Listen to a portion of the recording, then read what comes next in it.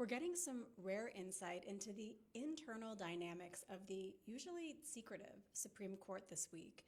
We've heard public statements from Justice Sonia Sotomayor, Justice Ketanji Brown Jackson, and Justice Clarence Thomas. First, Justice Sonia Sotomayor, she had made a rare personal critique of Justice Brett Kavanaugh during a public appearance. She implied that Justice Kavanaugh's views on immigration may be related to his sheltered upbringing. Justice Kavanaugh's father was a lobbyist. His mother was a prosecutor and a judge. By contrast, Justice Sotomayor, she grew up in the Bronx, and she was mainly raised by her mother, who was a nurse, although they both went to Yale Law School.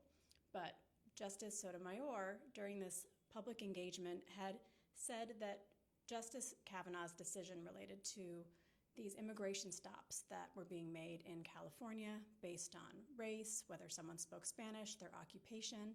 A lower court had put a halt on that. The Supreme Court lifted it, and Justice Kavanaugh wrote a concurrence.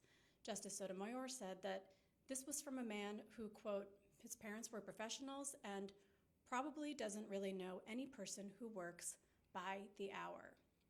Justice Sotomayor has now issued an apology. She said, at a recent appearance at the University of Kansas School of Law, I referred to a disagreement with one of my colleagues in a prior case, but I made remarks that were inappropriate.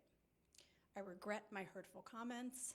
I've apologized to my colleague. So it sounds like behind the scenes, she has apologized to Justice Kavanaugh, even though she never specifically named him in either of her comments. Then we also heard from Justice Ketanji Brown Jackson this week. She critiqued her conservative colleagues' use of emergency orders.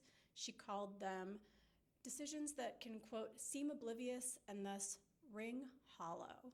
Then we heard from Justice Clarence Thomas. He criticized progressives. So we are getting some sense of the divisions, the internal dynamics that are going on the court right now